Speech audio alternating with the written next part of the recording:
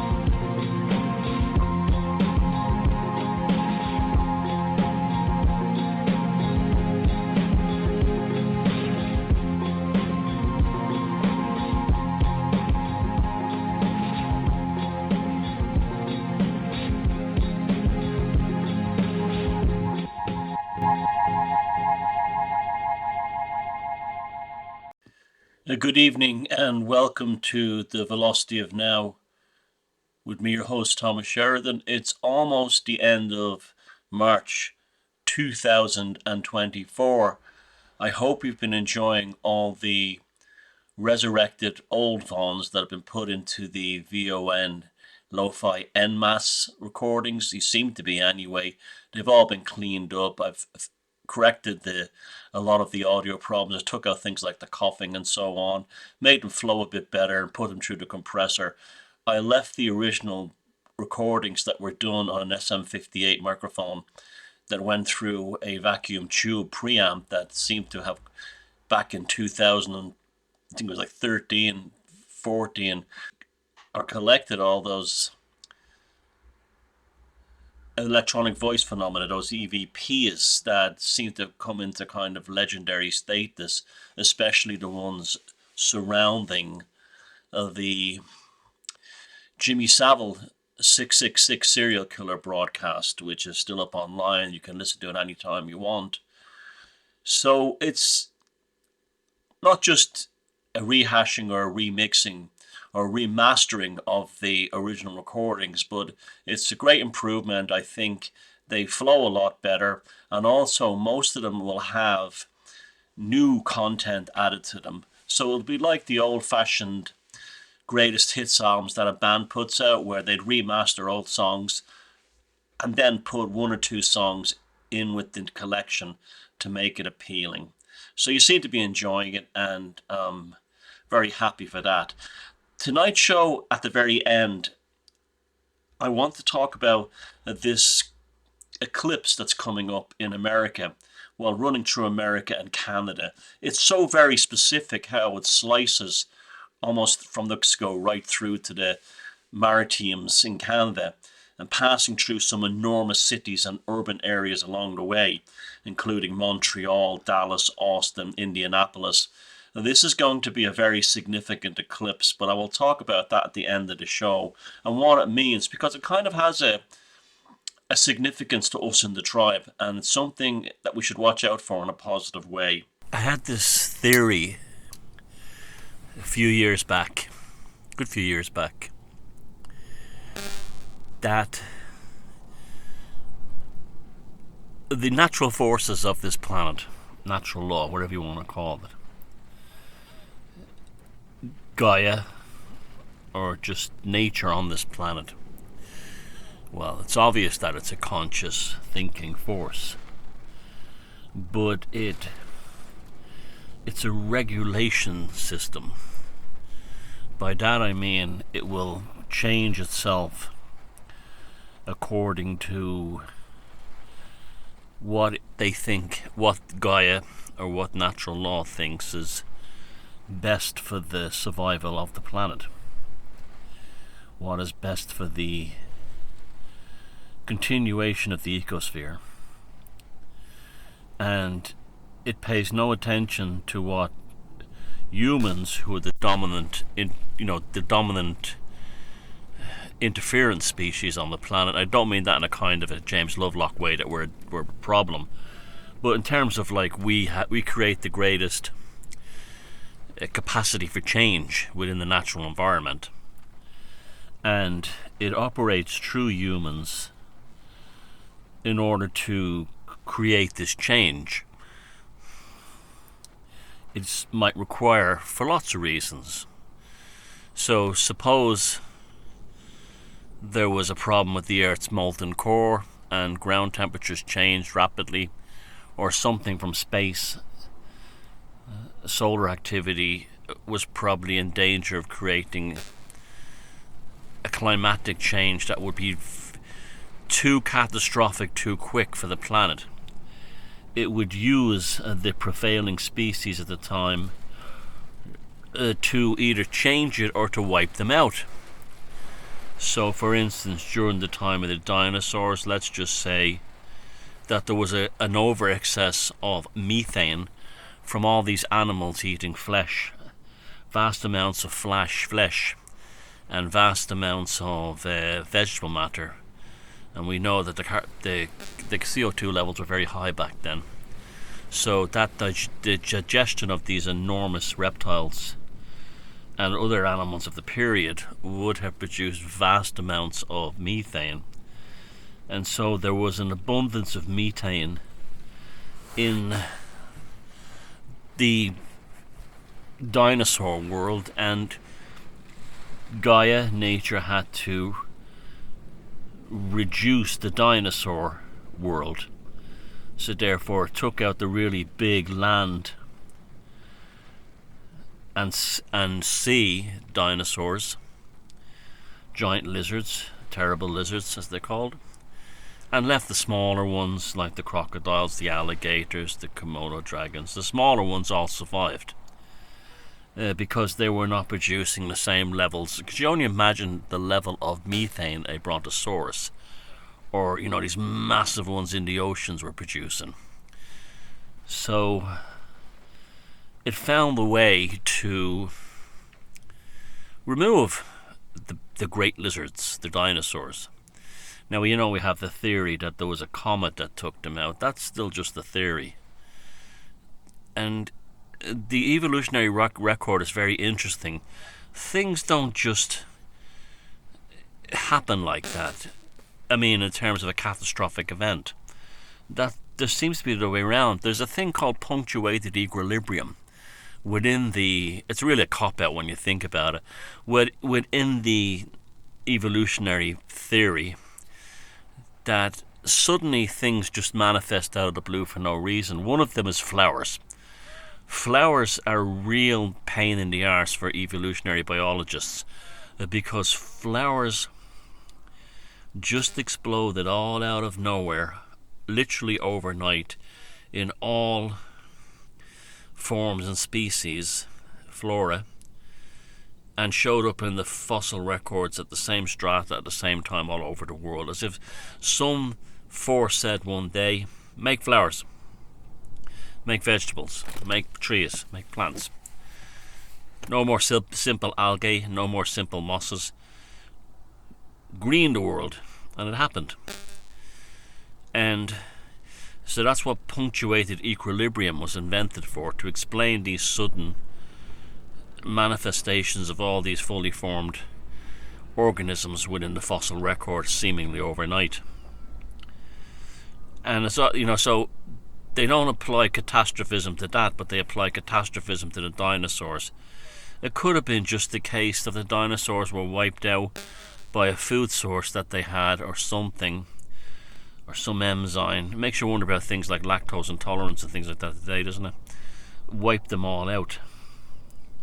Doesn't necessarily have to be, or even a plague. It doesn't necessarily have to be a killer asteroid. So anyway, my theory was that in the late 1700s, Now, it's a theory, I'm not saying it's true, it's just a speculation, musings, that the Earth was heading towards a very climatic cold period. Gaia knew this, and it needed to generate huge numbers of hydrocarbons in order to create more greenhouse gases and heat the planet up vastly. Now, so the Industrial Revolution was born in Europe. But what's also very interesting is that the same time that the Industrial Revolution was taking off, the early 1800s, there were massive volcano activity around the world as well. So not only was Gaia setting off volcanoes, the whole thing of the Gothic movement and the year without a summer, that was right in that period of when the Industrial Revolution was kicking off. And the growth in science, galvanism, and all the electricity and all these other things. So Gaia had decided, I need to heat the body up fast. I will get the humans to develop the Industrial Revolution, get them dig coal out of the ground, get them to make it into gas, get them to dig steel and iron in great huge foundries, get them to build railways with, steam locomotives that would just run on coal, and just fill the planet up with hydrocarbons while I supplemented with volcanoes. That was my theory anyway. And now it's come to another stage. This is the age of the unnatural. This is the age where vast numbers of humans are living unnaturally, or behaving unnaturally. Now, what I mean by that is the countryside is being taxed so as to feed people who don't live in the countryside. So therefore, the space for nature is reducing. Suddenly, they're all interested in rewilding. Now, the same people who are interested in rewilding are also the same people who don't really have much connection with nature. And all of them would have the transubstantiation of the sacred needlecraft. All the ones who think there's 72 genders would be, they're all Jabberwockied. All the ones who think that men can have periods and need access to abortion, they all went to the Britney Spears full tour concert. Bought the program, everything. All the ones who are cowardly and fearful, and got humans, got governments, got even the Bill Gates creature to promote the Britney Spears tour in order to cull the unnatural, especially on the cusp of transhumanism. Because transhumanism is directly in violation of natural law. So Gaia, when she saw all this stuff happening, said it's time for another cull. And this time we cull the humans who are in violation of nature. They're affecting the underlying mechanics of how this planet works and functions through things like AI, gene splicing, genetics. So even the likes of Fauci has been contacted at the collective unconscious by Gaia, as so have the Muppets out there who the ones who all you look online, the ones who are the most progressives are the most fanatic for the needlecraft and all that stuff. And Gaia wanted rid of them and came up with the situation we have now. This regulation of the planet.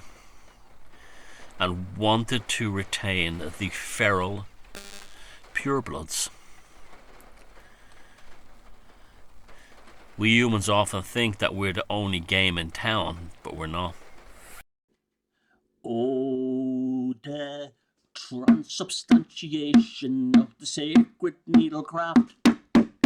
You were a fool, you were daft, you the needle in your arm and know you are dead. Liquid cremation and down the sewers you're fed. Oh, the transubstantiation of the sacred needlecraft.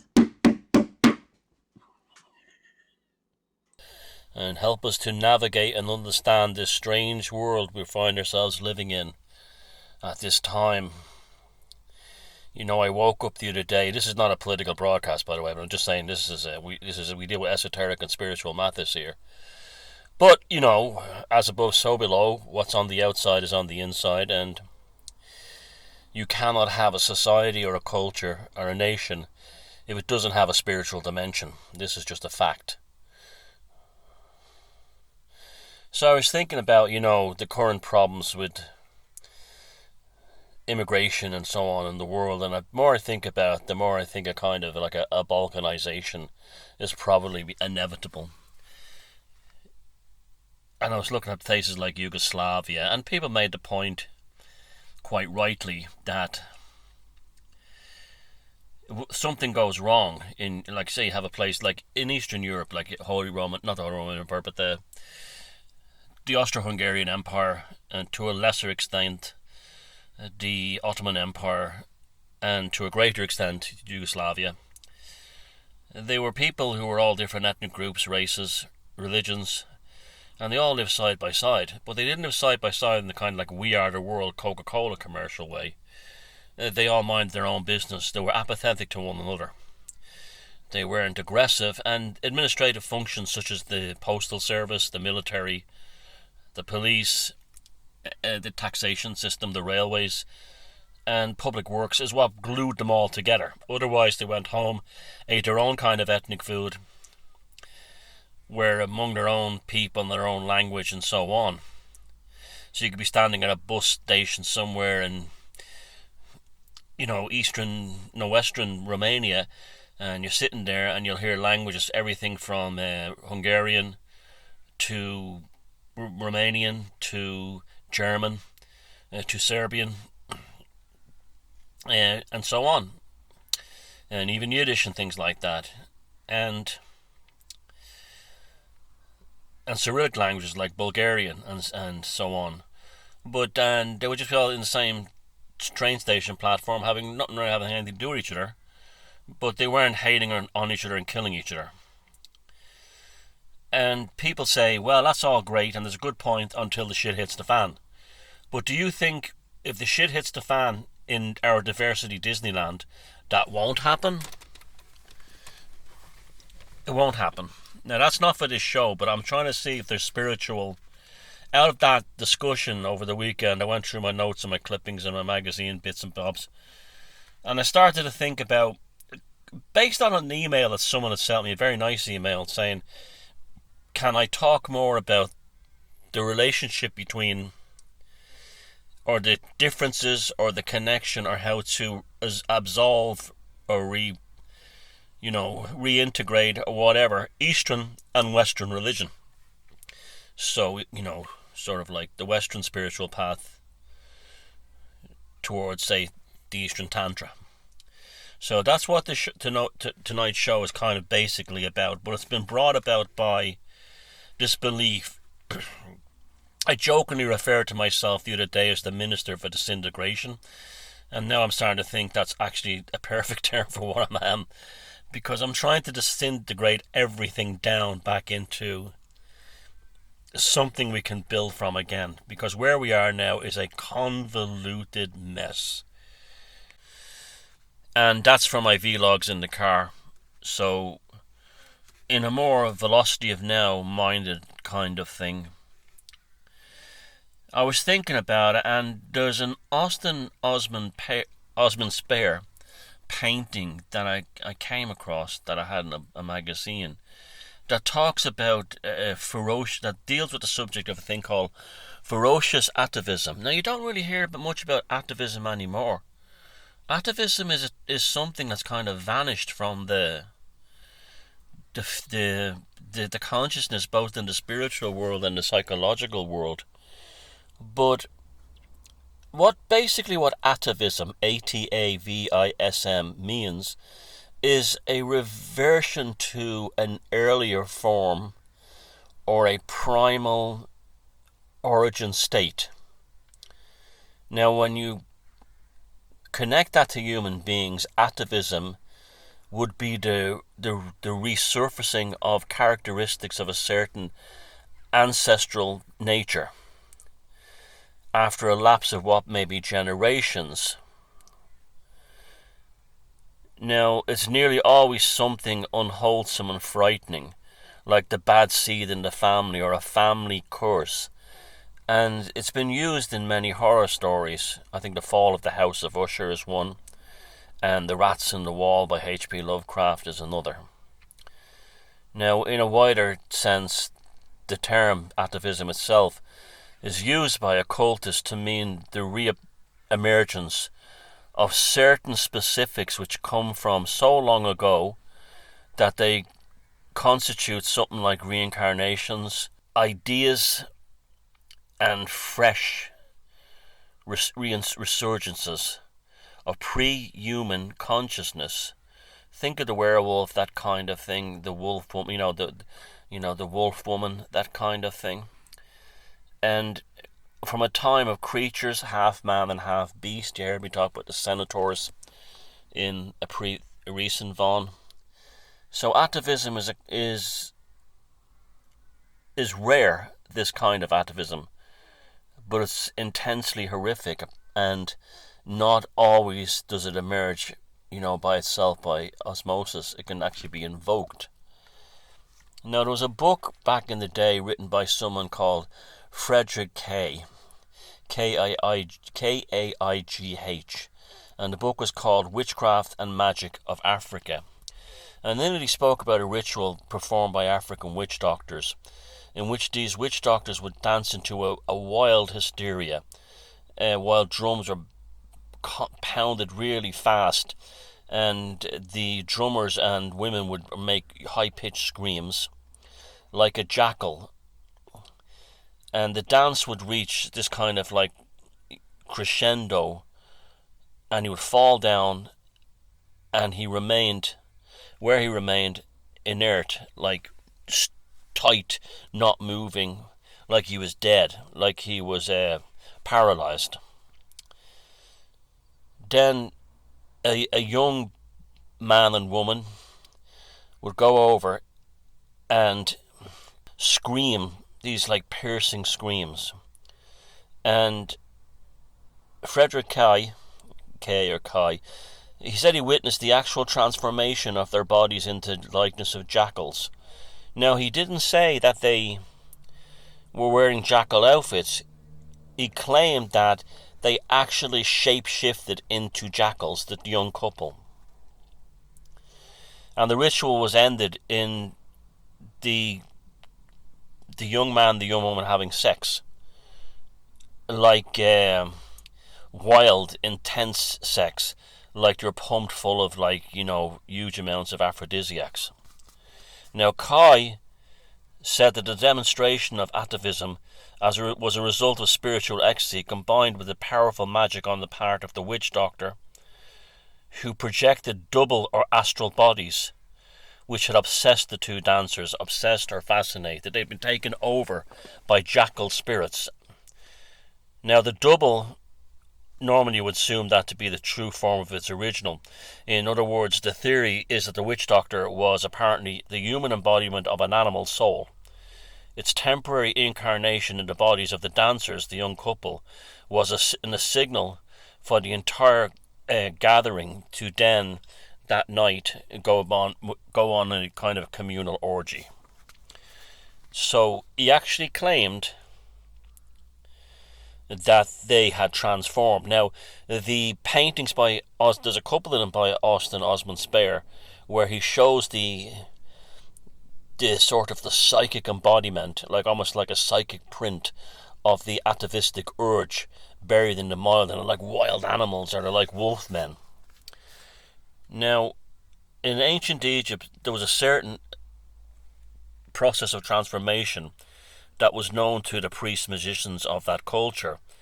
They were identified of themselves with powers, and they represented animals and they suggest a knowledge of these atavistic energies that lie buried in man's subconscious as a legacy of our pre-human ancestry. Now, William Seabrook, who you've all heard of, was an American journalist, and he also was a collector of occult stories, stumbled on a case of atavism. He and a friend had been experimenting with the ancient system of Chinese magic called the I Ching. When I first heard this story, I remember I'd written it down. I found it so interesting because it was very similar to some of the things that were done within the Golden Dawn. And the I Ching has 64 shapes, which they call hexagrams. They're not actually hexagram shapes, they call them hexagrams. There's 64 of them. And if one of these hexagrams is visualized or mentally impressed upon the surface of an imaginary door, it allows the person concentrating on it, if they can do it, to open this sort of like imagination doorway and then go to elements or areas of the astral realms, which is represented by the hexagram shape within the I Ching. Now, Seabrook and his people in his circle had experimented with his I Ching door visualization opening ritual, and nothing happened. And he went on for hours and hours and never happened. And then one evening, a woman who was with him said she'd like to try it herself. And she knelt down, resting the weight of her body on her heels, and she then selected a figure of the hexagram known as Ko, which is a series of lines that they're just horizontal lines. Some of them are 2 and some of them are 1. And the woman then closed her eyes and mentally superimposed this hexagram, the Ko, on the imaginary door in the wall or in the area, and nothing happened for a very long time. Then quite abruptly she said she saw the door swing open, and she began to describe what was happening to her as she projected her consciousness across the threshold and into the astral planes. She said that she entered an area of snow with flurries all about her, and it was some time before she realized with a shock that she was in a desolate and, vast area of ice and snow, like she was in the Antarctica. And it begun as an innocent game, and it soon turned into a dangerous attempt for Seabrook and his friend to try and rescue her. And Seabrook claims that her facial features went under a revolting change. Her lips started to drool foam, and she was speaking in slurred tones like she was having a stroke, and then couldn't speak. And then from her throat, this weird howling sound that came like going up and down, like this kind of thing. In trying to recall the woman's spirit, her friend shook her and called her name and slapped her face like she was totally gone away with the fairies. Well, not the fairies as such, but she was in this other area, the astral plane. And she would respond to them like she was an animal, like she would try to savage them. And she went into this animal state in a cramped posture, and they said it was, Seabrook said it was like she was just like, almost like she was possessed, this animal being. Eventually she did calm down, and her face lost this wolfish expression, and she went back to her more unusual appearance. Sorry, not unusual. Now, the hexagram Ko within the I Ching, it denotes transformation, or changing as the leopard does when he changes his spots, or the tiger changes his stripes. And it transpired that after some time, as a child, the same woman had seen wolves speeding over the snow in Russia, and had felt an intense desire to run with them. And years later, during the experiment, she had it, using the I Ching as the kind of agency to do it. She became the wolf woman. Now, this is terribly interesting stuff. This is terribly interesting stuff that you have, that some of us have a desire to relate to an animal. With me, it's things like the octopus, but it's also things like ravens. Other people, they relate to dolphins and so on, all kinds of other cats and other kinds of animals. and this may be the animal spirit within inside us. Now, Austin Osman Spare, and I mentioned his few paintings on atavism, atavistic urges. He's someone you really need to get to know if you're interested in the occult. There's some good biographies out there on him. He's also a superb artist. Now, he worked out a system while he was in the Golden Dawn for doing the same, and he referred to it as the assumption of God forms, and based on the hermetic magic of ancient Egypt, in which the magician tries to merge his consciousness with that of a god, and it's usually in the animal form. This is why I've never been in a Golden Dawn setting, but I have friends who did, and they say you dressed up like, the women dress up like Osiris and Cleopatra, and the men dress up like Horus, and it's an atavism born out of a belief that, you see, it also shows the kind of aristocratic nature of the foundation of the Golden Dawn, whereas all these toffs running around, instead of what did they think they were? They thought they were the gods of ancient Egypt. So Austin Osman Spare came up with this formula of atavistic resurgence, using symbolic pictures, which gave, well, being an artist is not surprising, which gave a visible form to various atavistic urges and deep desires in the mind. So rather than specific animals or gods, he symbolized them as the specific urges. So these specific urges. So it was much more of a psychological kind of approach. He claimed that he had only had to visualize one of those pictures for the atavistic impulse within inside him to come to the surface. An example he gave was when he needed to move a heavy load of timber and there was no one to help him. Austin Osman Spare said that he closed his eyes for a while and visualized a picture which symbolized a wish from the strength of tigers. So he called it the atavistic tiger urge inside them. And he said that almost immediately he sensed an inner response. He felt a tremendous upsurge of energy sweep through his body from the moment he felt like a small twig by the onslaught of a mighty wind. With a great effort of will, he steadied himself and directed the force to its proper object, the pile of timber. And then he said something interesting. He said a great calm descended over him, and he found himself able to carry the load very easily. But it was the sensation of calm that made it happen. And there was another occasion where two people pressed Austin Osman Spare to conjure up an atavistic spirit in visible form, and he warned them of the dangers involved, explaining that these creatures exist within the mind at levels not normally in communication with the conscious mind, and that it's foolish to evoke them because they embody the atavistic urges and desires of those who wish to behold them. But the couple that he was with insisted that he do it, so he used the symbolic picture method, and then Spare closed his eyes and waited. It was not long before a greenish substance with like seaweed began to invade the room. Like literally the seaweed, kind of this green mossy seaweed, started to fill the room, resembling vapor. So it moved and twisted like vapor, and it slowly congealed into a definite shape. It gained more and more mass with each successive movement it made, until the terrified couple panicked and begged Austin Osman Spare to banish it before it faded. Now, however, they saw a vast face peering out of the mist. The eyes of it were like the pools of black and burning oil. So through his concentration and his calling upon an atavistic spirit, Austin Osman Spare demolished the reality around where he was, and new thought forms, or probably existing thought forms, entered into the room. Now,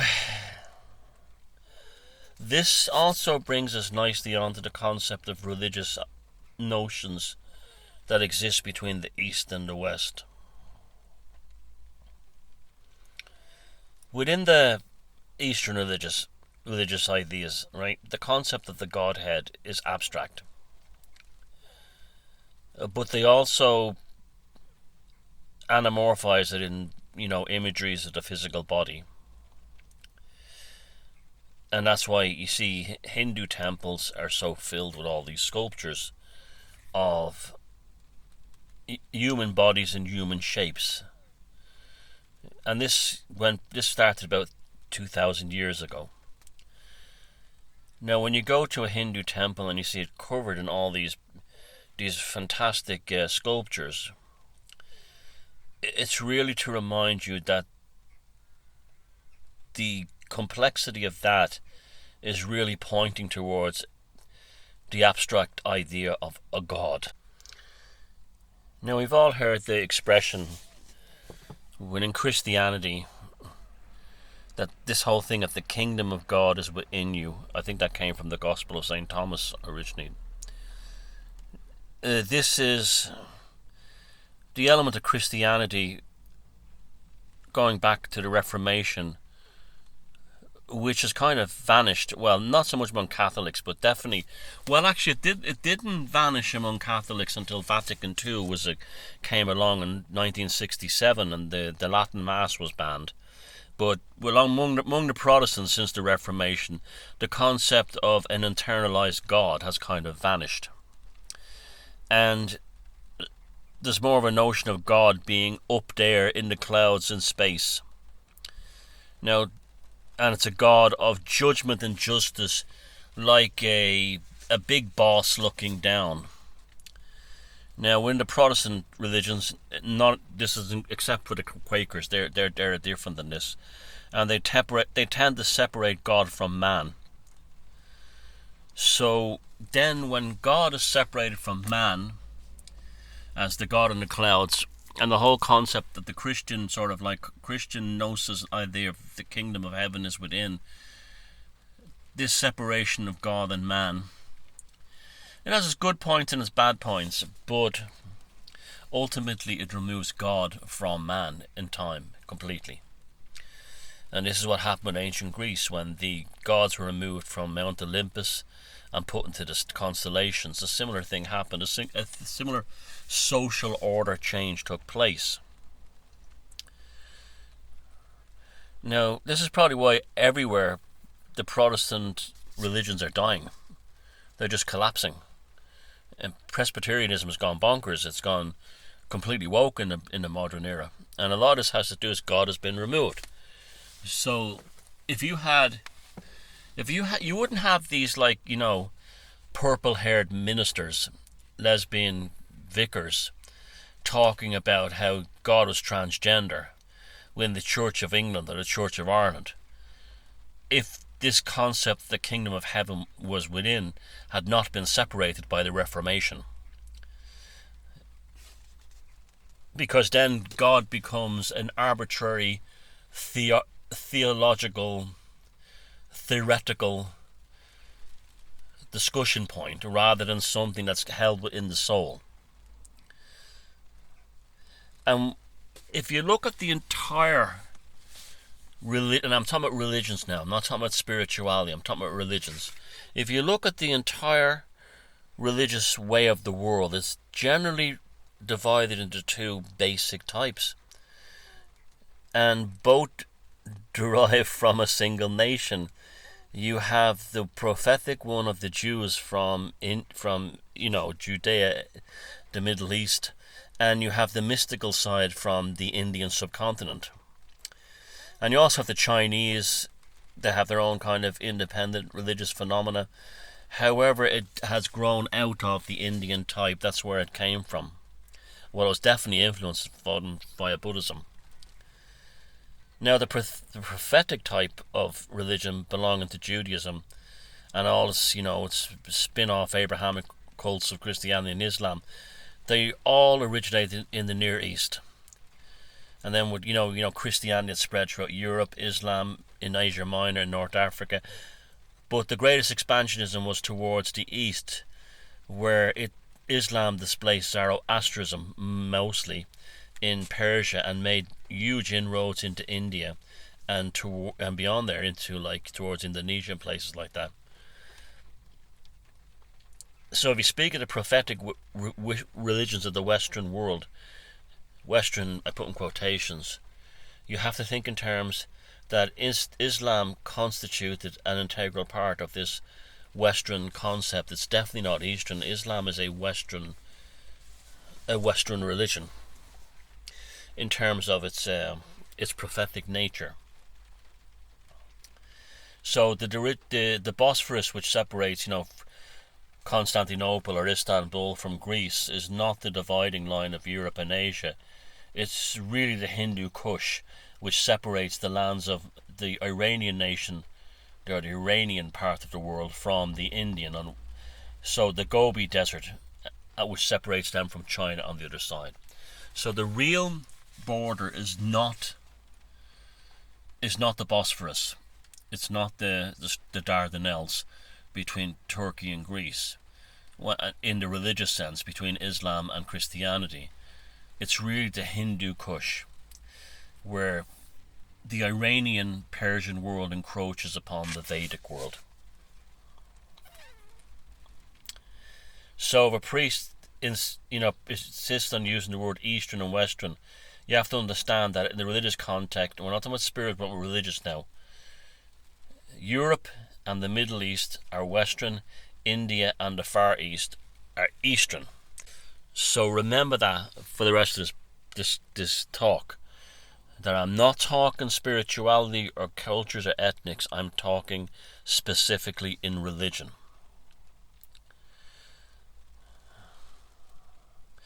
Now in the prophetic religions, the Abrahamic religions, the first assumption is that of a personal God, and this God rules the universe, who communicates his will to man through prophets such as Abraham, Moses, Jesus Christ, and so on.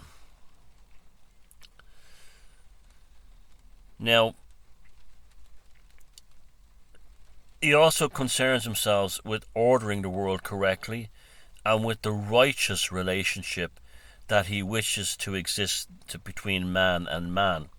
So this means that he's a judgmental, hard law-giving God, operating in time and space in a very solid situation which man is the center. So a very mechanized religious God system.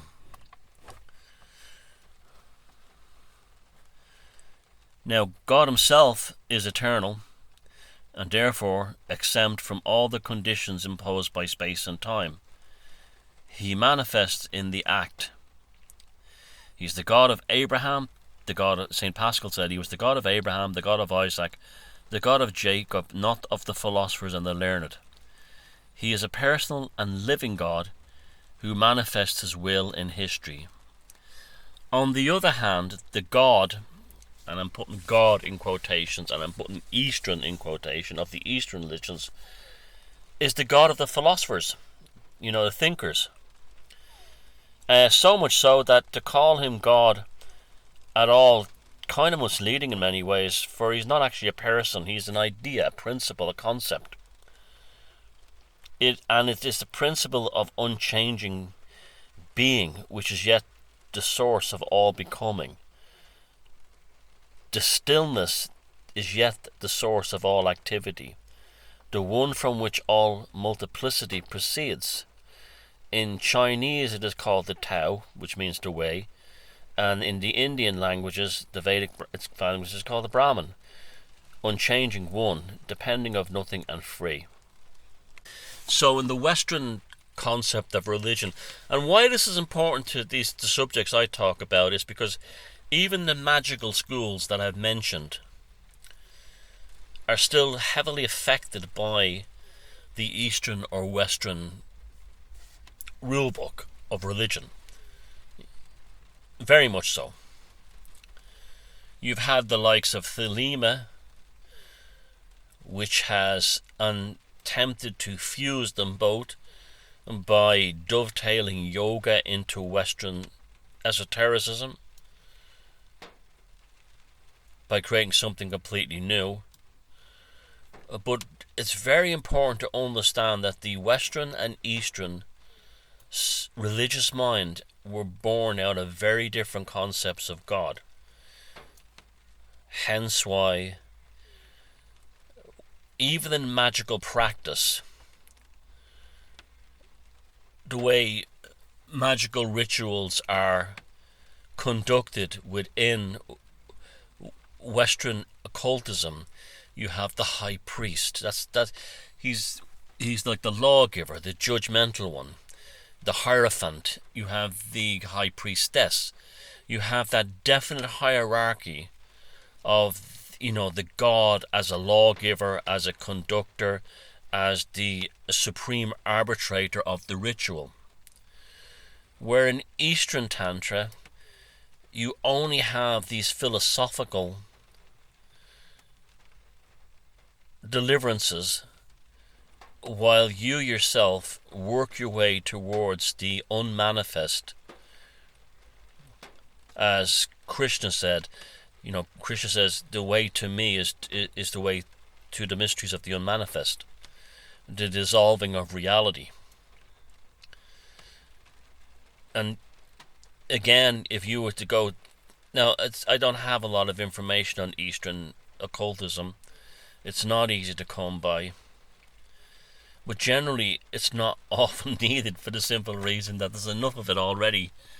There's already plenty of esotericism within Eastern religion that you didn't need this growth in the magical and esoteric and occultic world that was necessary in Western magic following particularly the Renaissance, but also the Reformation.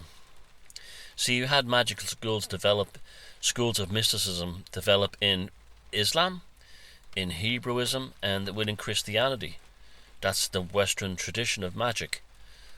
But you didn't really have many within the Eastern, within Buddhism and the Vedic religions as Hindu, for the simple reason that that was already part of that package. By virtue of God, quotations, being an idea. Now, what the two religions have, what Eastern and Western have in common, is a notion of some kind of salvation, in that there's both something or someone which can be saved from something which it can be saved from. Deliverance. Now, in the Abrahamic religions, this is something usually like sin or evil, we're all familiar with. And for the mystical religions, it's the human condition as we know it, subject to birth, death, old age, and decay. So the philosophy against entropy, the tyranny of time, and of this the world we live in, the longing to have done with life and has lived and experienced on earth, is typically expressed in the Hindu prayer, from the unreal lead me to the real, from the darkness lead me to the light, from death lead me into immortality. And in this case, immortality and the real are one and the same thing. They are not of this world, they are outside in that conceptual place where God exists. This kind of like miasmic philosophy. Now, another reason I'm doing this as well is I'm also explaining that our Western, when I say Western, I mean post-Christian. Pre-Christian, the Eastern philosophy would have applied to Europeans. So that's the Indo-European culture. So when I talk about this, and talk about this in terms of religion, when I'm mentioning the Eastern religions, whether it be, the Vedic Hindus or the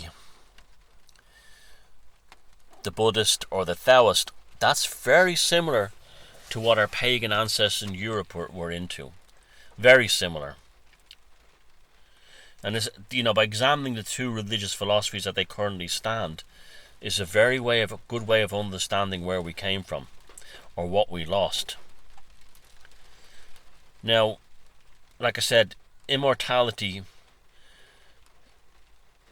is the natural state within the Eastern philosophical states, in terms of a spiritual, religious, concept framework. But it doesn't necessarily mean life everlasting as it does in the Christian sense, because it doesn't really last at all. It has no time space. It just is what it is. It's real and unreal at the same time. It's transient. It's just there. It cannot be conceptualized by saying you will live forever, because forever doesn't exist. And I often used to wonder if that's what when you go into the ancient megaliths in Ireland, such as Newgrange, and you see those concentric rings and spirals, the incredible artwork of the Bruno Bettelheim complex at both Newgrange and Nowt and Doubt and other places in Ireland, like Lough Crew, are all those spirals and all those meandering lines, are they an attempt by those people to express amongst themselves the concept of, it just is? Because remember, our ancient ancestors were just as sophisticated as we are. Now, so the essential experience is really about salvation rather than liberation of the soul from the bondage of space, time, and matter. Then you have to ask the question, well, so what's the nature of the soul? If by the word we understand that this thing in man can be liberated, so what is the soul? How does it relate to man? And that's not at all what Christians believe by the word. It is not the responsible element in man which can be saved or damned, because salvation and damnation are rewards and punishment, the lawgiver God, again, allotted to the doers of good and evil. And that's an arbitrary concept, what good and evil is.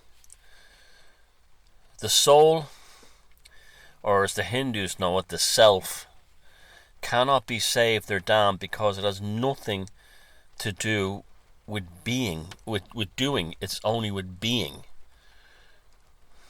The soul exists outside of these complications. Now, doing, we all know that what that means in Sanskrit. That means karma, and it is karma which binds you to the never-ending round of existence. Liberation means you've done with doing and having, and you're simply being.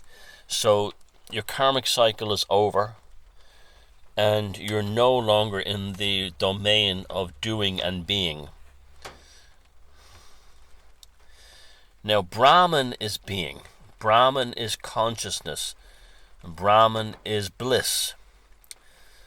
So you and I, in our innermost selves, are being consciousness and joy.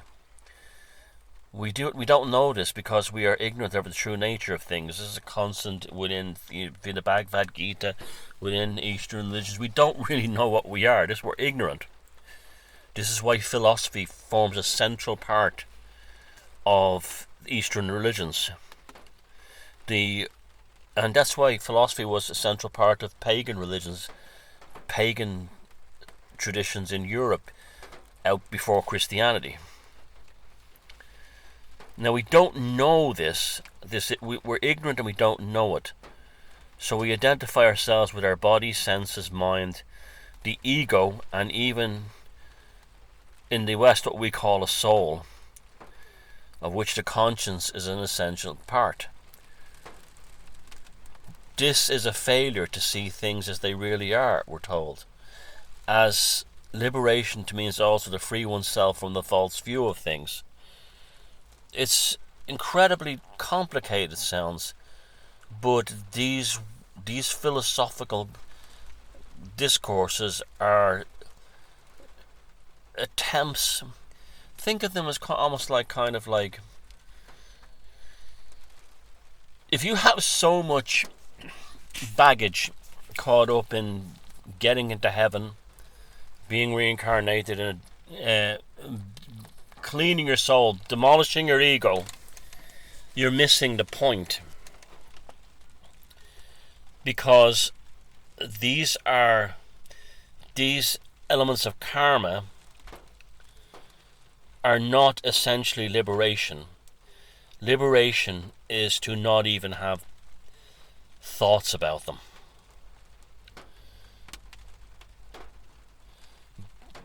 Brahman is the same as this, like this changeless principle of the universe, and dwells in the consciousness of every single human being.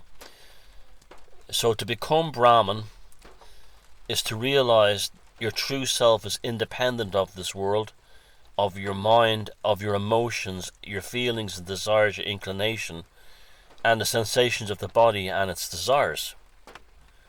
So to become a Brahman means to realize that the point without magnitude within the human heart is the same as the ground of the cosmos. So as it says, as wide as is the space around us, so wide is the space within the heart. In it both sky and earth are concentrated, both fire and wind, both sun and moon, lightning and the stars. What a man possesses here on earth and what he does not possess, everything is concentrated in this tiny space within the heart. And we know this more commonly as pantheism. But it does not mean that everything is indiscriminately and indifferently divine, but that all things are divine in the sense that they're the same eternal spirit, Brahman, is fully present in all of them. Just like before the Reformation, the concept of the kingdom of heaven is within. That's what they both share in common. So liberation really means to experience the presence of this unchanging being both in yourself and in all of nature. And it's impossible to say that one's innermost self and the highest Brahman are one. This finest essence, as they tell us, is the whole universe has it as itself, that it is real and that it is the self that you are. And then the higher self is usually regarded as far transcending beyond anything that can be called personality and the experience of identity, with the interpersonal absolute means the loss of everything called the I, the dissolving of the hard material nature of the self, the world, the experiences, and the personal existence into the wide expanse of unqualified being, just as a river loses its identity once it flows into the great ocean. However, in the ancient Hindu text, Brahman is not always conceived of as being simply the changeless one. Behind the ever-changing many sometimes appears to be the creative ground of the universe. In the Mahabharata, the Lord of the universe, it is said, "This is indeed the great unborn self, which consists of understanding. In the space within the heart lies the ruler of all, the Lord of all, the King of all. He neither increases by good works, nor does he diminish by evil ones. For it is he who makes him whom he would raise up from these worlds perform good works, and it is he again who makes him whom he would drag us down perform evil works. He is the guardian of the world, the sovereign of the worlds, the universal Lord. Let a man know he is myself." Now how different is that from the Western idea of Christianity? I mean the Abrahamic idea, the Western ideas of Christianity and Islam and Judaism, where it be considered extremely blasphemous. Here comes the rain again. Extremely blasphemous to consider that you are God. you are one with the God. Now I know Christian mystics say, you know, they cite the Gospel of St. Thomas, and they say these things, you know, in the kingdom of heaven was it in, and books like that, but early Christian philosophies. But it's not this. It's not the same. It's not the same. You don't. When in the Abrahamic religions, you don't dissolve into the God, into the universe, into the one. You are still separate from it, even in the afterlife. Whether you go to heaven, hell, or purgatory. Now, the Jews have a very interesting concept of what their hell is. It's a thing called Shoel. And it's not, you know, a place of punishment, but it's almost like a place of philosophical contemplation. So within Orthodox Judaism, you do have something similar in terms of a philosophical meditation on the nature of God and things. You definitely don't have it in Christianity and Islam. God is the judgment guy in the sky. Now, the Eastern religions, it's a different thing altogether. You melt into God. That's your aim. That's your ultimate destiny, is to melt into God. That doesn't mean you remove yourself from the responsibilities of everyday life. You still have your karma. You still have to go about it. You still have to capitulate within this form to the manifest. But even within that, you're doing righteous works that will hopefully bring you towards the unmanifest. And it shows up in things like the Hindu concept of jati, where on the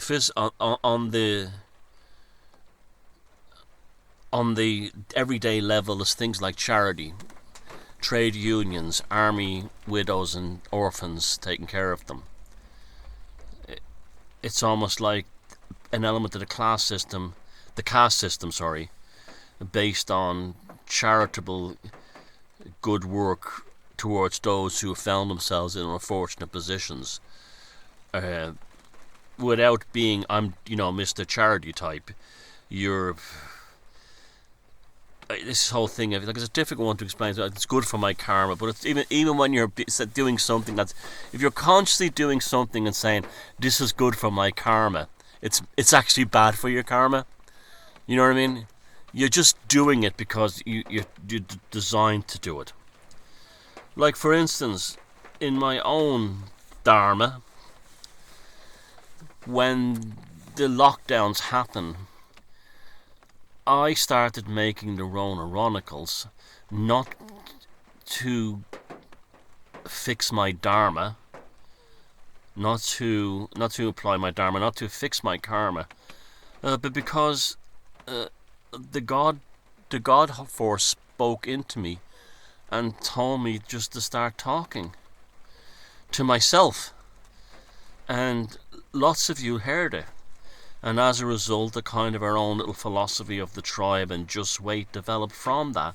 But I never sat down and wrote a book called Just Wait. I never sat down and said, I'm going to, save millions or thousands from the needlecraft. And by extension, none of you guys said, I need someone to talk me through this experience. We just sort of kind of came together, in that jati, J-I-T-I, manner. I know I use a lot of Hinduism and Vedic principles, but you will get, those of you who follow me for a while, you know what I'm talking about, but bear with me, you'll understand them better. So, and the reason why I value Hinduism so high is because it gives me a kind of Rosetta Stone, or what was that machine, the Enigma machine that in World War II, in order to try and tap down into what our pagan ancestors were like, because what their view was, because of the Indo-European connection. Like, for instance, on the day of the no vote in Ireland, it was International Women's Day. Now, that was an evil black magic thing by the Irish authorities to try and destroy the mother on the International Women's Day. A fake thing, by the way. But it was also the same day of the Feast of Shiva. And is the concept of Shiva's family married to Parvati, and especially of their two sons, Ganesh, the remover of seemingly impossible obstacles. And I didn't know it, but I just posted about that randomly. But it made me think later on, this is exactly what our pagan ancestors would have done with that amendment to the Irish Constitution. They would have invoked the great concept of the Holy Family, not the Christian Trinity Holy Family, although Christians here did that, Catholics here did that, but they would have done the concept of the Heavenly Holy Family. In the Hinduism side of things, it would be Shiva and Parvati. And in this part of the world, well, it might be Thor and Siv would be a good one. It might be, something similar. Zeus and Hera wouldn't be a good example. But you know what I'm saying. But that's what makes the pagan gods fascinating, is their humanity. So within the Vedic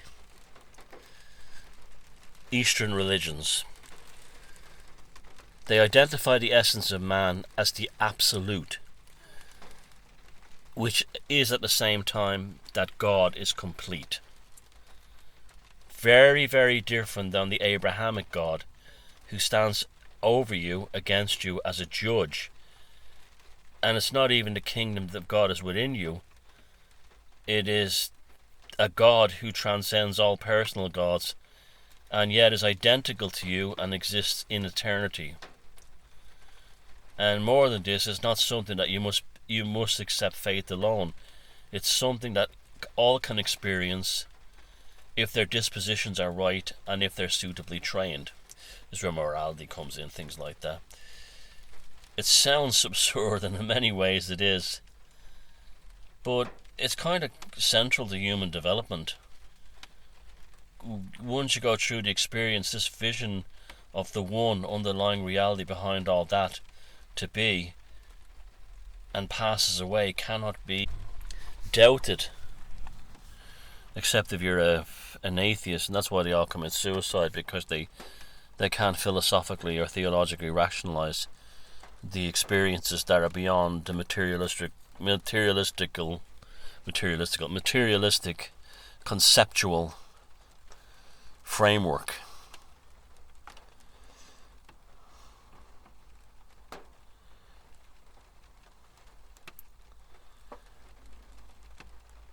The dangers with this kind of fatalism that you get within Abrahamic religions, though, is where all action is transcended, in which there can be therefore neither good nor evil. This too is also experienced in the Eastern religions, and the Buddhists call this enlightenment. Now the Hindus, very strongly rooted in metaphysics, that all admit that this experience is not explicable in words. This did not prevent them from trying to explain it in their own philosophical ways. Some Vedic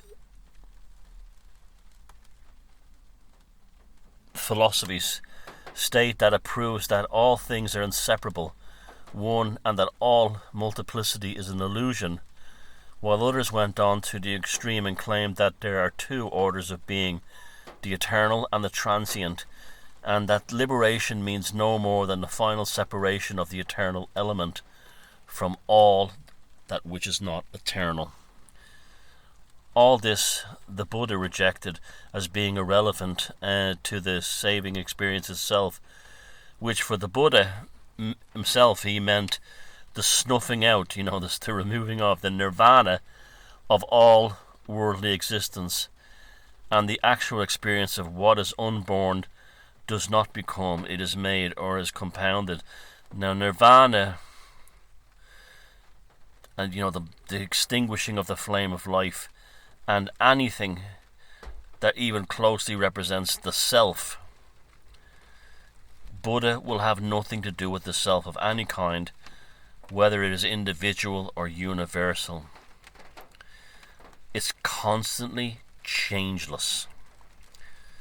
Again, an experience there may be had here in life. It is something that is present in all of us, I guess. For most of us, is hidden away, that we don't even are aware of its existence. However, in Buddhism, it is there to show us the way they call the Noble Eightfold Path, which is the only sure way to be cherished gold, and which is based on a strict morality of selflessness. Now, you've often heard me talk about one of the reasons I don't like Gnosticism is because it views the world as a prison.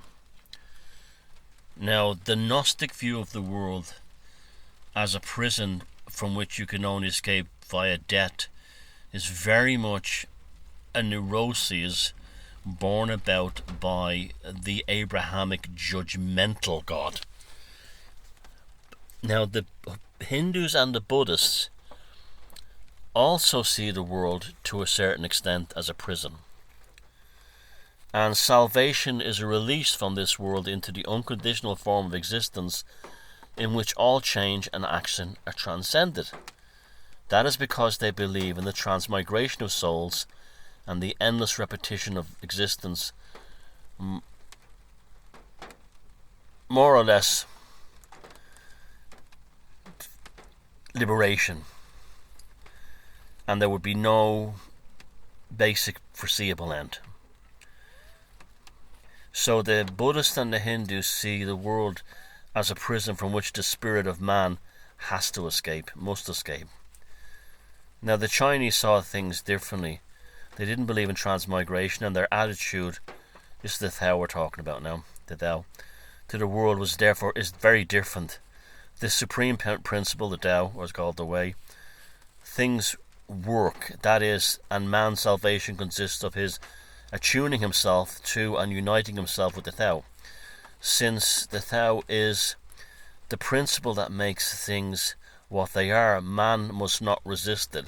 So it's a kind of a more natural law kind of philosophy than the other two. It's one of the things that separates the Chinese religious world from the Eastern and Western religious world. So to these Taoists, nature and spirit are one, and you do not have to renounce nature, only your individual self, so your personality. Once that is done, you will see nature miraculously transform into the eternal light of the Tao, and you will see all things as separate, but yet in a far deeper sense as being part of the One. When Buddhism came to China, it was transformed by its interaction with the Tao. There was a rigid separation of the eternity of this world, of space and time, and all that was abolished. So this is how Tibetan Buddhism came about, and this was that Zen, in which enlightenment is seen much as the Taoists and the early Hindus saw it, as the realization of the interconnectedness of all things as one absolute grounding concept. Enlightenment may come after long practice, either gradually or quite suddenly. The experience, as with all the others, such as Hinduism and Buddhism, well, early Hinduism, is one of being a heightened consciousness and joy. In it, there is nothing that a Christian would recognize as God, of course. It is simply the discovery of a changeless principle within yourself, in which your own true being, which no one, not even God, can take away from you. So this is the whole thing of where people say, well, Buddhism, you know, when you hear like hippies in the West go, well, or, you know, middle class people going, well, I'm Buddhist because, you know, Buddhism is not really a religion, it's a philosophy. They're specifically talking about Tibetan Buddhism, where the Buddhism of India encountered Taoism and became highly influenced by it. So in that case, salvation lies squarely in your own hands. And this surely lies in the attraction of Zen and the whole Eastern tradition to the post-Christian man. See, this is why the whole Zen thing became very popular in the West. In China, this same mystical, you know, trajectory is unity. And that, you know, that ties in very nicely with the whole kind of the Chinese cultural thing of, you know, the Han dynasties, and then later on the like cultural revolution and this Maoism. It's a cultural thing. You see, this is the difference between spirituality and religion. Spirituality comes from internal places where religion can often be successful according to the cultural nature of the society. So the concept of Zen would appeal more readily to a Chinese mind than it would to a Westerner's mind. You know, think of, you know, Confucianism. Think of that, right?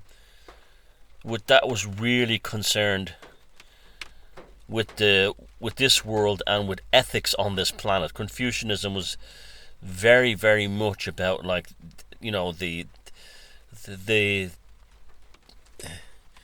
experience of man, the experience of life.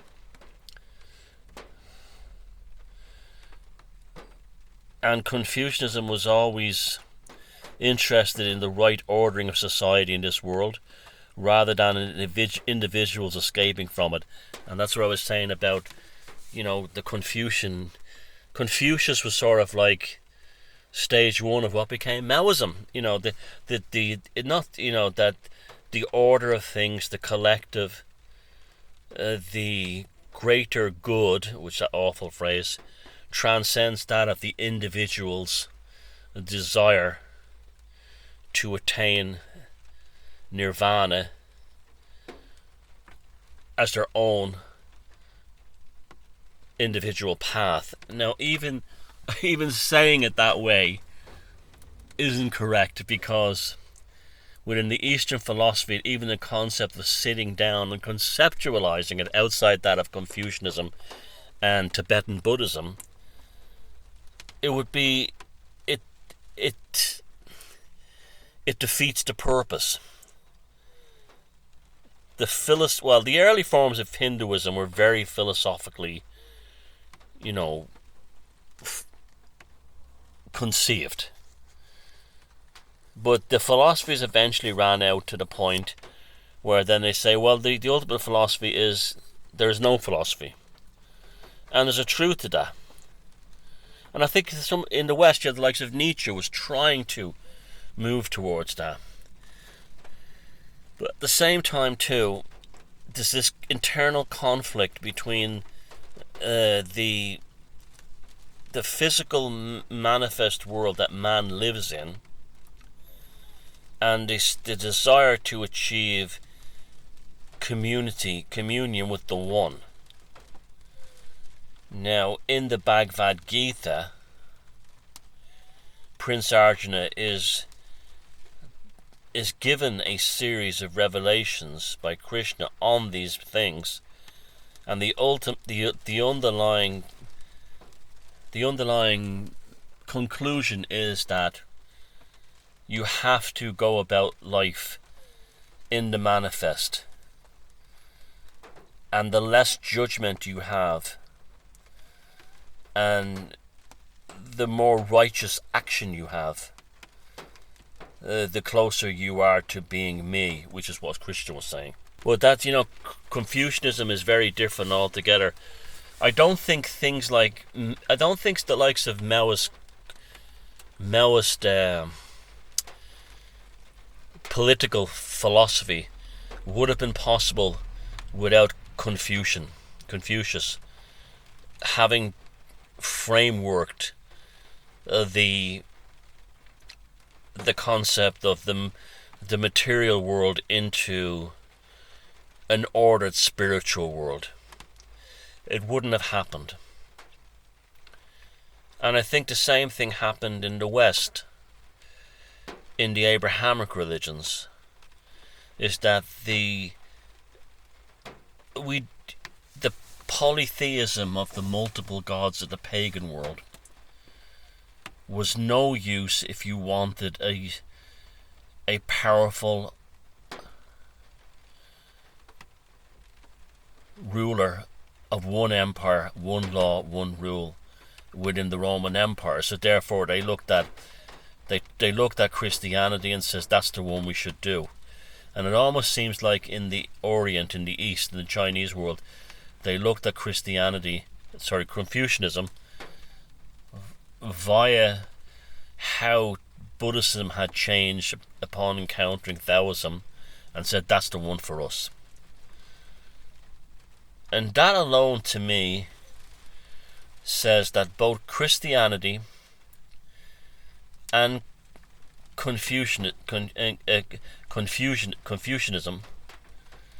are not really proper spiritual paths, because they were developed by autocratic human control systems in order to apply a kind of a godhead, whether it be Constantine or whether it be Mao, upon human people as a substitute god. You see that most clearly of all in North Korea. But you also see it in other places too.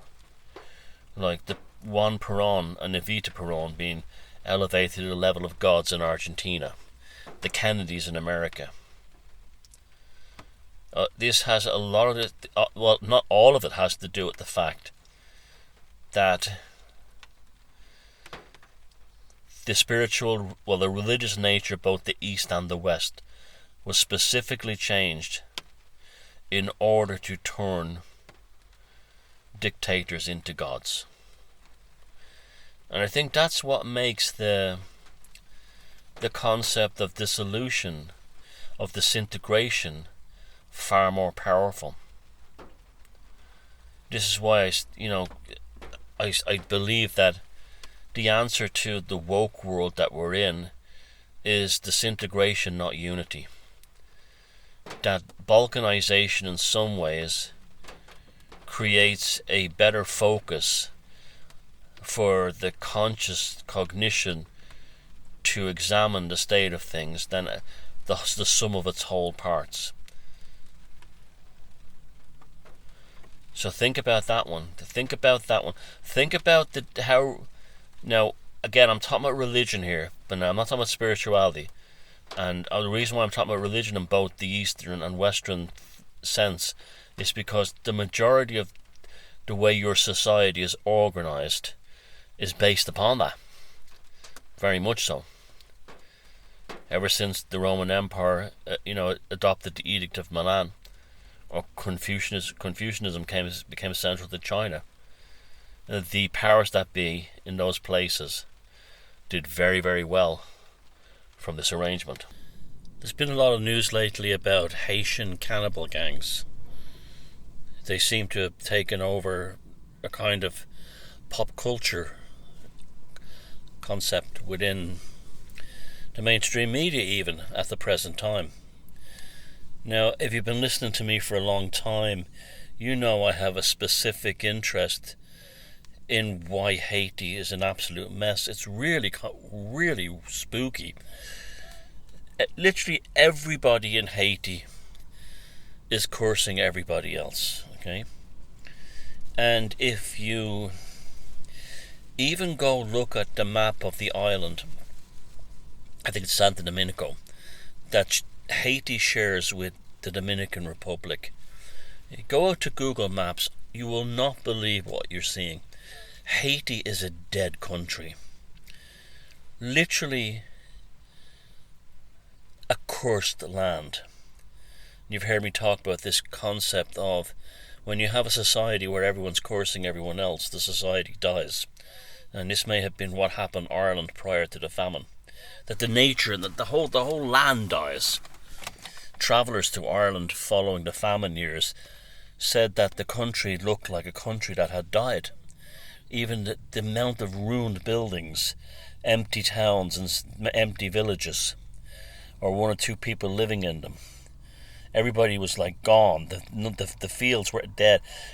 That seems to be what Haiti is like now. And if you go onto Google Earth and you look, follow the borderline between the Dominican Republic and Haiti, and it's absolutely startling. Literally at the border of the Dominican Republic, nature refuses to encroach into the land of Haiti. One side is green, and I'm not talking about cultivated land like, farms and agriculture, yes them, but also naturally occurring woodlands like jungle and so on. On the Haiti side, dead. Scrubland. It's just unbelievable. A truly cursed land. Now, what's interesting about the cannibal gangs in Haiti, a completely dysfunctional country, by the way, is that it seems to be kind of a psychic attempt to offset the damages created by the voodoo necromancy culture. The concept of bringing the dead back to life. Now they're not bothering with bringing the dead back to life, now they're eating them. There was a book by an American occultist who was also an anthropologist called William Seabrook, and he was one of the first Western men to go to Haiti and study voodoo firsthand, and he wrote a very famous book called The Magic Island. One of the descriptions he's talked about was a tall black man with a long white beard and eyeless sockets in his head. This is Baron Samedi, the voodoo master of the dead, represented by a wooden cross dressed up in a tailcoat and a top hat. When invoked, he flaps his tailcoat or wags his black cat to show that he is present. Now, the word voodoo to most people is a very sinister word, and you think of orgies and zombies and human sacrifice, The Walking Dead. But voodoo itself is, from its origins, like anything else we deal in the West, witchcraft and so on, is very, very misunderstood. Mainly centered in Haiti, but also all around the West Indies. It's not just Haiti. It's very much a pantheistic pagan type religion. The usual thing, polytheistic, many gods, and very similar to very compatible religions in Brazil and other South American countries, that fuses in a mixture of African tribalism cults, a bit of Christianity, and a smattering of maybe classical and Egyptian mythology. Now, officially, the capital of Haiti, Port-au-Prince, and the country itself are Roman Catholic, as the colony, the Republic of Haiti today, whatever it is today, was originally colonized by the French. But still, many people, even in 2024, in the hill country part of the country, worship the old voodoo gods. Among them, Dambala Oedo, who is the great serpent god, and possibly comes from African origins, probably almost certainly does actually, from way before the time of the African slave trade. They also worship Papa Legba. He's the guardian of the dead and the unknown. And also Ugran Badagris, the bloody warrior. And they venerate these pagan deities with the same devotion that they show to Brother Jesus and Virgin Mary. So it's very similar to Hinduism in that way. They renamed the Virgin Mary Matisse Ezeli. You'll have the voodoo Humfort, which is the altar of the voodoo rites, and there in the middle will be a Christian cross. Again, very similar to the Hindu temples, where you'll get all the pantheon of the Hindu gods outside, and there in the forecourt will be Jesus, the Virgin Mary, and Buddha. So Seabook, in his book The Magic Island, for its time he really looked deeply into every aspect of the religion, and he said of voodoo, it's not a secret society in the sense that Freemasonry or the Rosicrucian cult is secret. It is a religion, and secret only as Christianity was secret in the catacombs through fear of persecution. However, along with all that, there's also darker cults. There's always a yin and yang aspect to these kinds of systems, no matter where you go. And there's the cult de Mortes, which is a Creole French version of the cult of the dead, and it's still very active in Haiti even today. Now, up until recent times, no reports of human sacrifice were reported. The cult was completely necromantic and would use the dead for fortune telling. So this is what makes current developments with the cannibal cult gangs in Haiti very sinister and very interesting too.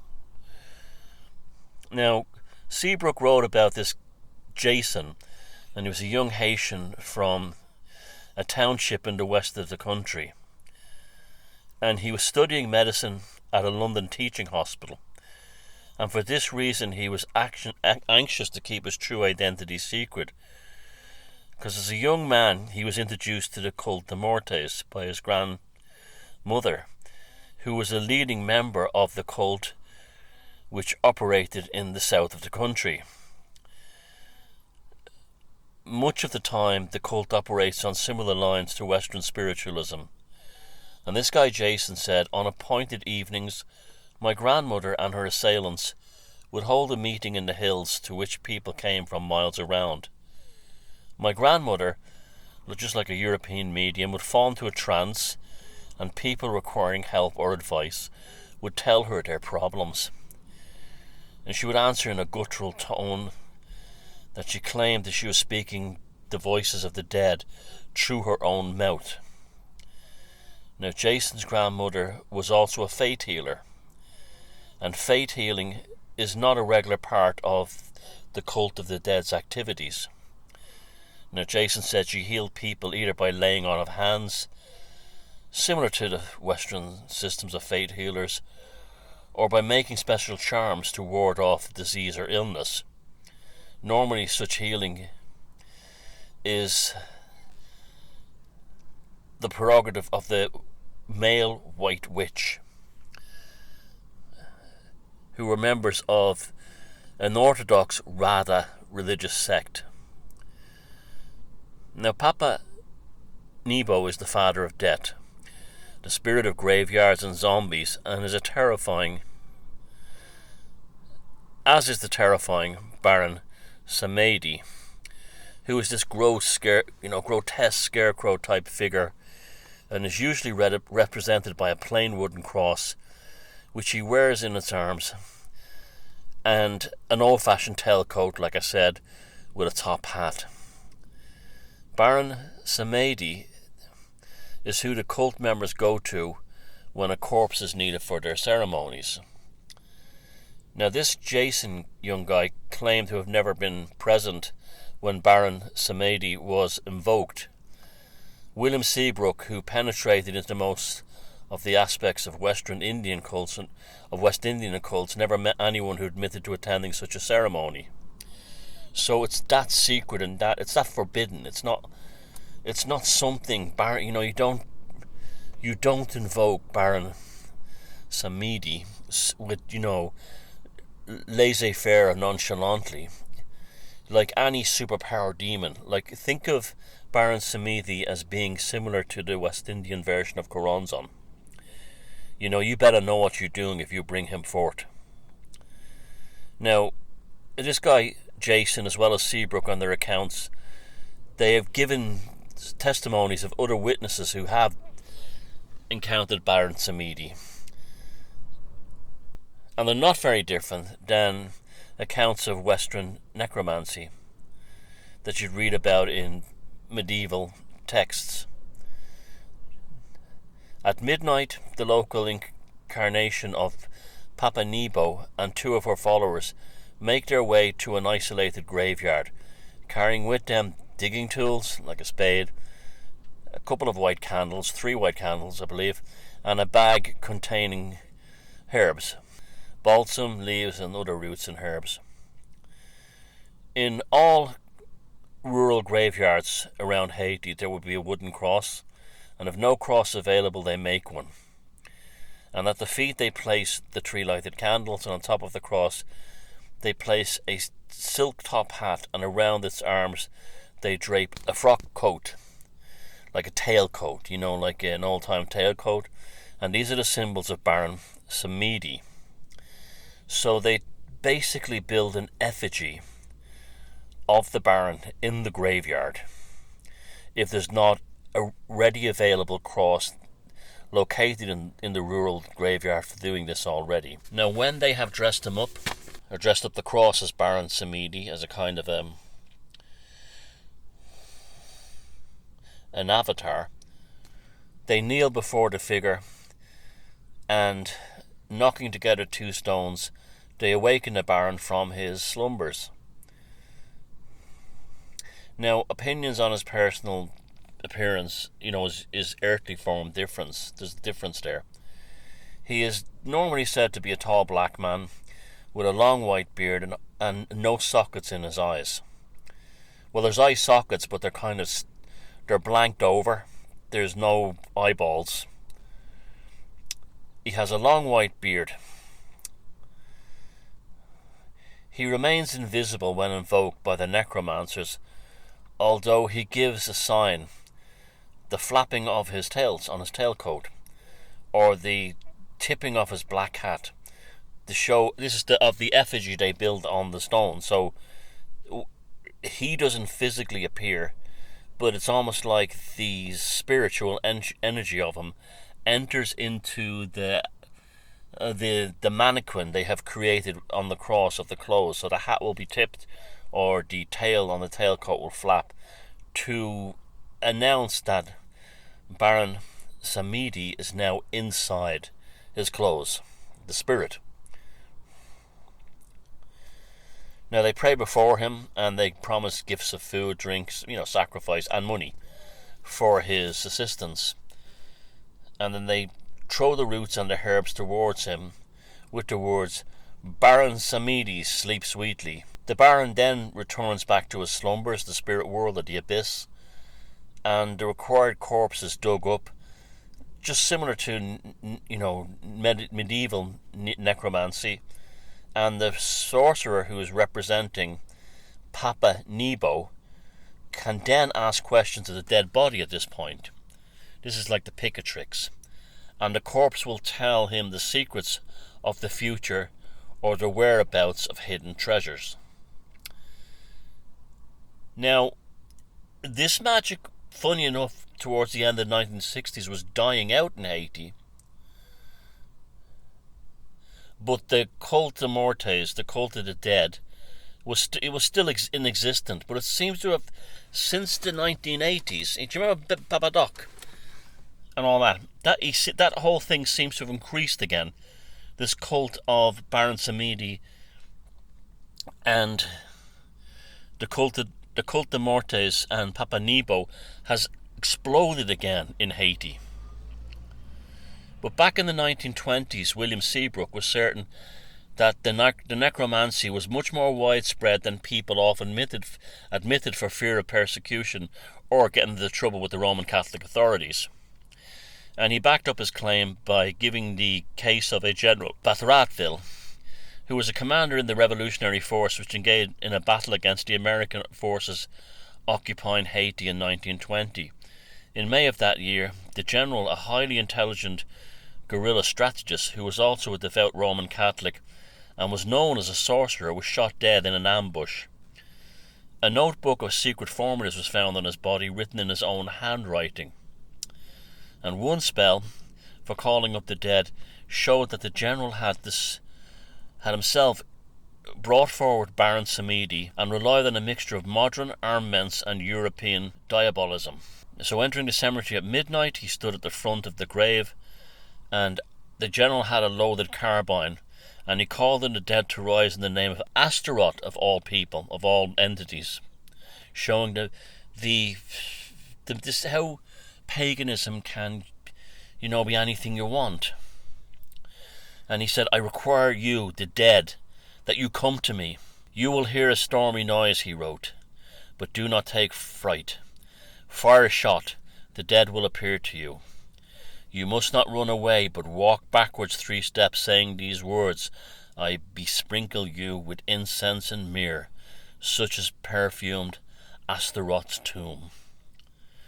And it was then that the generals asked one of the dead to divulge the future in Astaroth, from European demonology, of course, who taught the sciences and secrets of the past, present, and the future, to lay the spirits again, and the general threw a handful of graveyard dust to the 4 corners of the earth. "Go back from where you came. From dirt you were created, to dirt you may return. Amen." So this was a mixture of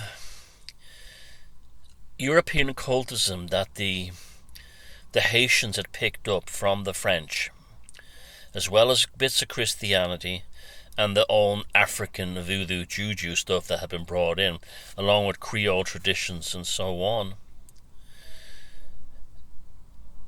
And notice that they were invoked during times of crisis. And Haiti is in terrible crisis at the moment. And now, anyone who seems to take an office of government there is immediately assassinated. And you have a situation now where gangs are running the country, and now they've moved on to cannibalism. Haiti's completely and totally cursed land. Totally dysfunctional and totally in ruins. But it just goes to show how occultism is invoked as a healing method for the society. Like in the Middle Ages, the medieval period, following the collapse of the Roman Empire, there was an enormous growth in occultism in Europe. In fact, we know about things such as the Seal of Solomon and all that Solomonic magic through a kind of a verbal cultivation of this school of magic during that period. Now, I just find it amazing that a European demon or demonology type European entity as Astaroth was being summoned in a graveyard in Haiti, of all places. It ties into the whole thing that the archetypes travel along with the peoples as they migrate around the world. This is why I've often said to Americans who say to me, "Oh, you're lucky living in Europe, you still have access to the old gods and goddesses." And I says, no, you have access to them too. Your ancestors brought them to America. They brought the old gods and goddesses. There's no reason why someone who's of Slavic ancestry does not feel the energy of Perun in the woods of somewhere in the American West, or someone of Irish ancestry feeling the Morrigan in Texas, or someone of Scandinavian ancestry feeling Odin in the mountains of Montana. That's not. These archetypes are, yes, they're infused in the landscape, but Diana and Artemis would run wild in the forests of West Virginia if you had a classical Roman Latinist community there. And you could also adopt Native American stuff. This is one of the beauties of being a pagan, is that you can incorporate, just in the same way that the Hindus in India today incorporate things like the Virgin Mary, and the Celtic people of Britain incorporated the veneration of Minerva, Athena, into their pantheon, and maybe even Baal into the Gaelic world. There's a very good evidence there relating to St. John's Eve. The thing with Haiti is, I'm convinced, is that they're using the magic to curse everyone, and it's often black magic. And I find there's a tremendous parallel there with the individuals who took part in the Trump binding spell, who are now being, or have been, obliterated by the transubstantiation of the sacred needlecraft. Now, before we talk directly about the Great American Eclipse of 2024, which they're calling it, I want to just briefly talk about the date, April 9th. So those of you who are within the tribe will remember that during the lockdown, I devised a magical ritual to try and give people a sense of mental, psychological fortitude and clarity during the darkest times of the lockdowns. And yes, it was a real magical ritual. I definitely wanted to end or somehow create an energetic force of the thousands of people who were listening to my broadcast then, to end the lockdowns, to get us out of this. We were political prisoners, essentially, of Big Pharma and the globalists. And so it involved dropping eggs into the sea with a wish on them. And I came up with a mantra or an incantation that went, Corona will lose its shine April 9. Now, the reason I picked that was coronavirus, and so on. But like magic, it has surprising and poetic unfoldments. The following April 9th, which wasn't long after, Prince Philip of the United Kingdom of Great Britain and Northern Ireland died. Now, Prince Philip, who was the consort of Queen Elizabeth II, was famous for stating in an interview, and it is confirmed it did happen, that he wanted to come back as an airborne virus and wipe out humanity. When he died, he wanted to come back as an airborne virus and wipe out humanity in order to reduce the population. Now, so it's just ironic that not only did he die in the middle of the actual scamdemic, but he also died on April 9th. So it was unbelievably poetic. And I really do feel that we had something to do with that. I genuinely do, that he could have died any other day. And again, he is the one his wish was to become what the Rona was, to be the manifestation in his post-mortal life of, the Wuhan lab and the leak. And it was almost like the gods aligned with our wishes and our will and made a statement.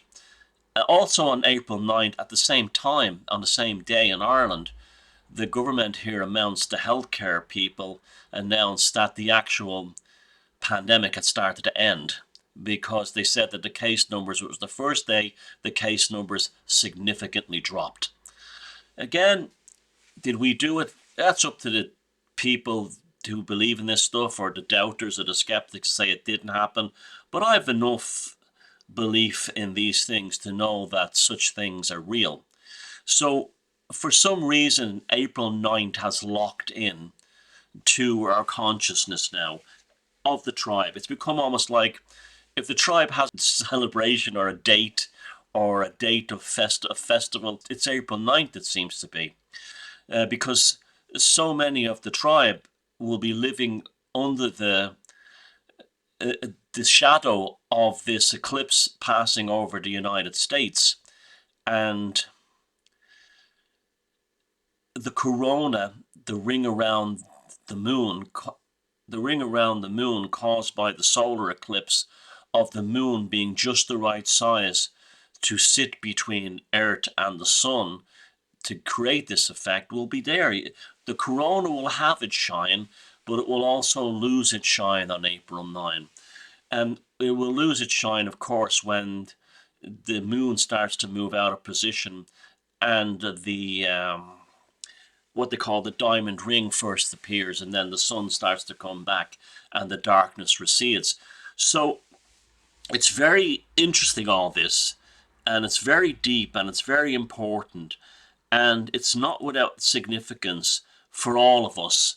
And this, the eclipse begins really on April 8th, on April 9th. So corona will lose its shine on April 9, kind of thing. So it's really on the 8th, the eclipse, but it ends on the 9th in terms of the corona has lost its shine, if you know what I mean. The corona has lost its shine on April 9 because it was shining on April 8. So that's the way I would look at these. You think of the astrologers when you want to find meaning to these things. But regardless of the date, if you think, well, that's nonsense or not, it doesn't matter to me. So again, for me, it's personal. Okay, so I know it runs across the earth on April 8, but it'll be April 9 when the corona has lost its shine as far as the west coast of Ireland is concerned. The actual path of the eclipse is very, very interesting in lots of ways.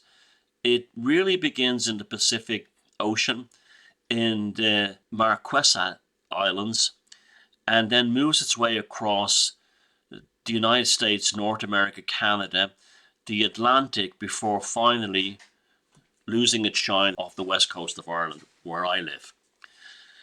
So the totality will be visible on quite an enormous length of the earth. And that's what makes this quite unusual. The totality, that's the point where the moon and the sun create near total blackness, and the corona is very, very visible. That can be a hit or miss. It can be a short area, a very short area sometimes, because of the time of the year, the time of the season, and the place that the Earth and the Sun are in the solar system, it's going to give one hell of a show, stretching from literally where Cthulhu, well, a few thousand miles, well, 1,000 or so miles north of that, where Cthulhu is in the South Pacific, to where Atlantis is off the west coast of Ireland. So it's going to be epic. And the population centers that it passes through along the way will be colossal. So it travels across the Pacific all the way to the west coast of Mexico. And it comes out at Durango and then moves out through the interior of northern Mexico and into the United States. Now, when it hits the United States, it hits some major population centers. Texas gets hit first. I won't go say gets hits first, but it hits San Antonio, Fort Worth, and completely submerges Arlington, Dallas, and then Oklahoma, and lots of Arkansas, including Little Rock. It goes into Missouri, Tennessee, Illinois. It goes over Carbondale, Kentucky, Evansville, Indianapolis, another big center, Terre Haute, and then large cities in Ohio, such as Akron, Cleveland, Dayton, and Toledo. And then it goes into parts of Michigan, southeast Monroe County, through Pennsylvania, including Erie, and then hits upstate New York, including Buffalo, Niagara Falls, Syracuse, Watertown, all through the Adirondacks and Plattsburgh. Comes into Lovecraft country at Burlington, Vermont, New Hampshire, and Maine. And what really gets interesting as it goes, its point of totality will be over Mount Katahdin. It's the highest point in the state of Maine. A very interesting place. And that's where it goes over. Passed through the town of, very interestingly, Aconita, Ohio, which was the home of Neil Armstrong, the first man on the moon. So there is huge symbolism in all this. In Canada, it goes through Quebec, Montreal, St. George's, and through New Brunswick towards Prince Edward Island. We're in the Maritimes now, Cape Breton, Nova Scotia, and central Newfoundland. Then follows into the Atlantic Ocean and goes right across the sea. And it will be basically then in the domain of Atlantis. And it will be visible from Svalbard in Norway, Iceland, and the West Ireland, and parts of Western UK. So it'll even make it into there, and also Portugal and Spain. The Azores and the Canaries should get a decent look at it. And its twilight will be in Galicia in Spain. So you can see the whole thing. You can see really, what we're dealing with something tremendous. And I really do envy the people in the United States and Canada who are going to get this magnificent show of nature. It's, Selene, Luna, and the Sol Invictus. Now, as I'd already mentioned, the area of totality is amazingly over Mount Katahdin in Maine, which is the highest mountain in the state of Maine. So it's like, if you live in Maine, you need to get to that mountain. If you anyway believing in, mystical forces or any kind of spiritual, intensities and things like that, you really need to get there. You got to get there because that mountain has some remarkable legends associated with it. Now, the native people that live there said that the mountain was home to a giant being who was half man and half bird and was predisposed favorably towards human beings. And there's also a story of a gigantic thunderbird, which is a common folklore fairy kind of thing within Native American mythology. And on Mount Katahdin, this giant thunderbird destroys an enormous serpent who represents darkness and danger. So that's where it's going to reach totality, above a sacred mountain of Native American peoples, right in the heart of that mysterious Lovecraftian world of Maine, and north of, and it begins in the domain of the South Pacific, Cthulhu world, Rael, and it ends up in Galicia, where the final point is seen. So it really is, the corona will have lost its shine by April 9. You can be pedantic about April 8, and that's fair enough. I agree with that. That's totally fair on. But the fact is that the shine will be gone by April 9. The corona will lost its shine. So if you live in, if I don't get a VON between now and then, if you guys live in that part of the world, have a fantastic time. Get out there and bathe in the glory of this eclipse, because even if it's only partial, I'm going to try and see it, but it's probably be cloudy. But I'm going to go to the west coast, to the coast to see it. I live on the west coast. I'm going to go to the actual sea to try and see it. And it also happens towards sunset. These things don't come along every so often. I've seen some very, very good eclipses, including the one in 1983, I think it was, or 84. The one that's featured in the documentary at the making of U2's The Unforgettable Fire, where Larry Mullen jokes, look what you've done now with your bloody rock and roll. You've broken the sun. It was very funny. That was a magical experience. It was a beautiful sunny day. And so if these things happen, don't let them go to waste. They mean a lot. They do. They mean a lot. And they have a power. I've never seen a total eclipse. I've seen, like I said, some really good ones, but never a total one. So if you live in those cities like Fort Worth and Dallas and Austin and Indianapolis and Cleveland and right up into northern Maine, just get out there. Get out there. In fact, if there's a place that has a mystical significance to you personally or to Native Americans along the path of totality, I would try and get out there. I'd try and get out there and, just observe it. Just observe it. Don't go mad with the cell phones. Like, it might take one or two pictures, it's fine, but don't go nuts. Don't be like an NPC killing the magic by doing that. Like, I saw a recent sunset of the Angkor Wat sunset where it sets between the center of the temples, and the sea of cell phones taking pictures would make you sick. But I know the tribe is not like this. So let's see what happens if anything significant happens on April 9. Let's see, okay? I'm not going to get too deep into the Ronaronical things, but we're way further down the road of vindication and justification and surviving than I definitely didn't expect us to be this far down the road by now in terms of the actual profile of our side of the story now reaching more and more people. So until the next VoN, have a lovely time. Thank you for listening, and feck 'em if they can't take a joke.